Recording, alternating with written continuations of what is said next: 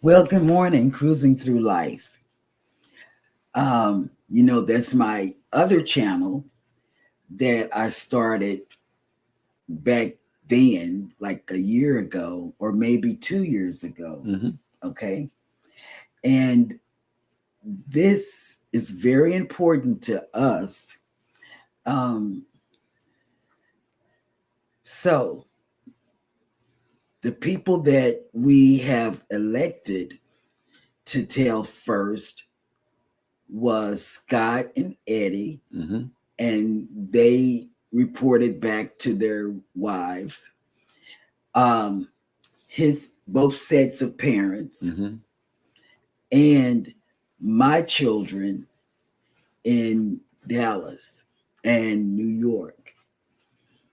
Um, we're going to talk about something serious Yep. that's been going on in our family since September of last year.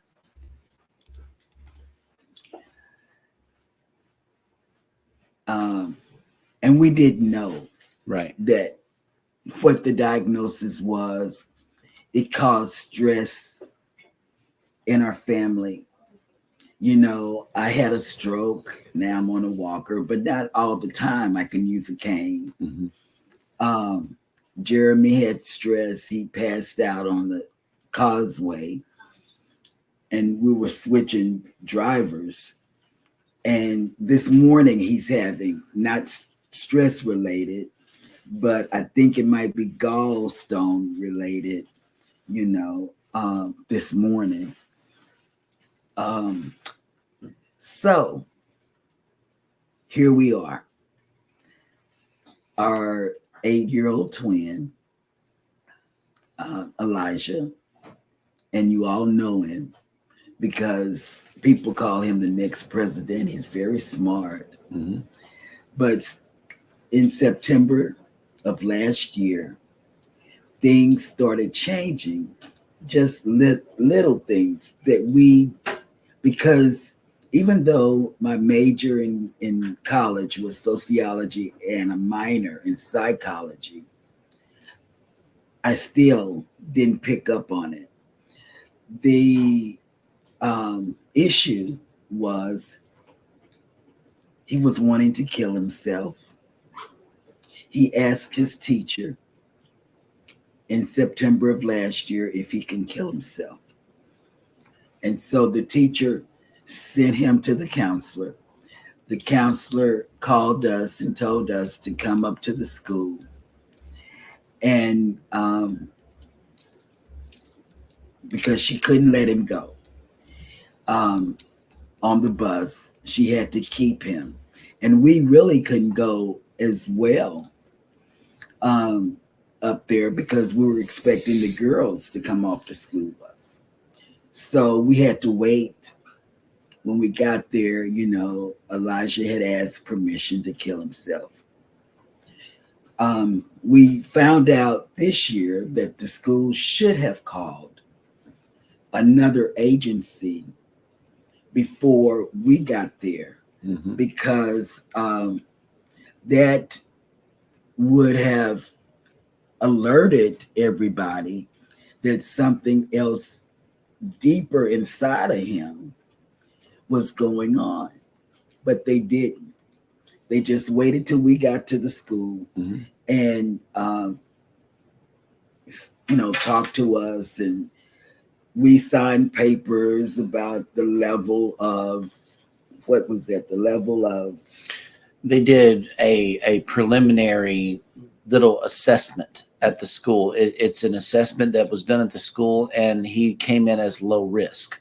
But prior to this, about a year and a half before that, he had been misdiagnosed with ADHD. It was, quick diagnosis and everything, and he has been on medication for it for the last 3 years. 3 years. So we didn't think much of it. We said, okay, he came in low risk. That's good. Low risk is better than high risk. So moving forward from September until now, there have been some events at the school and on the school bus and here at the house. He had been becoming increasingly more aggressive, if you will, and defiant, especially with his, speech. He cannot stand a whole lot of external stimuli, if you will. And here recently, we had some things go on that caused him to be reevaluated. And so one of which was, turning over chairs in the classroom, yelling at other students, yelling at his teacher. And then we get a call from the school bus transportation people that for the last 2 months, he has been written up twice officially, and that he was on his last strike. So we took action. Over the Easter weekend, Yeah, while people were celebrating the resurrection of Christ, Yep. or Easter egg hunting, or cooking really great food to eat. Yep. We were at his bedside at the emergency room at UTMB, the only hospital on the island. Yep. UTMB checked him out physically he's sound. But then Gulf Coast came through, the leading authority in Southeast Texas for mental health. They were called to doing their assessment on him, and they ended up hospitalizing our son for a whole week at a mental health hospital in Houston, Texas. And so while he was there, we asked the doctor to reevaluate his mental condition. And they came up with this diagnosis of what's called DMDD. Now, what that stands for is disruptive mood dysregulation disorder, a condition in which children or adolescents experience ongoing irritability, anger, and frequent intense temper outbursts. And that is what Elijah did before they adjusted his medicine. Yeah. Now what we're doing is we're playing the medicine game. Okay. Make no mistake about it. This medicine that they put him on is out of stock at both of our CVSs here in Galveston. So one thing we need from you guys is your prayers. If you are a praying person, include Elijah and the rest of the family in your prayers. I have joined a Facebook group for DMDD, and let me tell you, I joined 3. I'm sitting here looking at our future, and what I saw on that page was disturbing, to say the very least. What these kids, the damage that these kids are doing to their households as well as, their school. So, because Elijah already fits under the 504 special education program, what we have done just in the last 2 days. And this is something you must know. Elijah's grades were straight A's. He's a straight A student. Prior to September. Yep. It just triggered, I guess, it was too much of the wrong medicine in his body. Right. And they did a mood deregulator. They give him a mood stabilizer that he takes at night, Abilify. Some of you may be aware of it. Some of you might be on it. Right. We know that mental health is things that is not really discussed a lot, and we want to shine a light on it. And we had to tell you, because doing the morning show, I have to be gone from 8:15 or 8:10 to about 8:25 every day for the rest of the year. Yep. The school year. And probably going forward into next year as well. He has been switched buses. So this is what we've done. This in is what one we've day been going through. Is that we've got his bus switched to a much less crowded bus. He has a different bus driver, different scene. At the school, they are reevaluating him to see his 504 to see if he will fit into another classroom, a less crowded classroom. And so we are doing all that we can to make sure that his learning experience is as smooth as possible for everybody involved. But I do have a resource for you. If you or a loved one is thinking about committing suicide, there is a national outreach hotline. And it's simply, you know how you call 911 whenever you need medical help? Well, you call 988.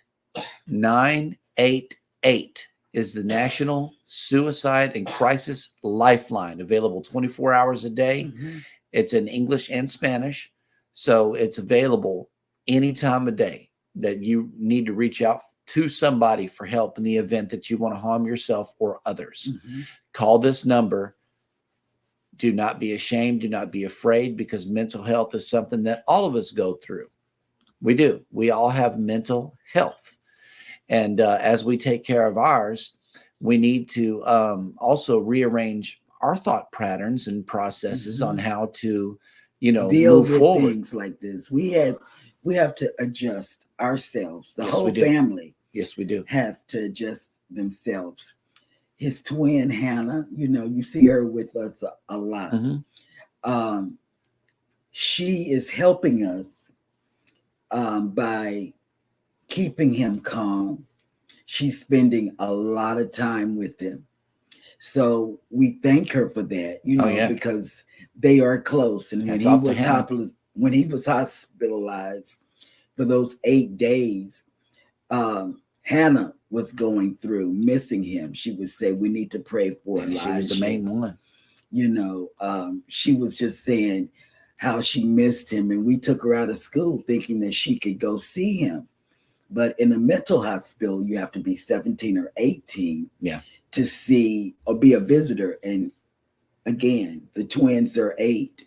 As you've met them prior to this going on, and just think, our Easter was not an Easter. I think we had chili dogs or hot dogs or something. We had just a little something, and, just to survive. Yeah, and just missing Elijah the whole time he was gone. We didn't have an Easter, but all this, from September to now, we've been smiling and dealing on camera. Yeah.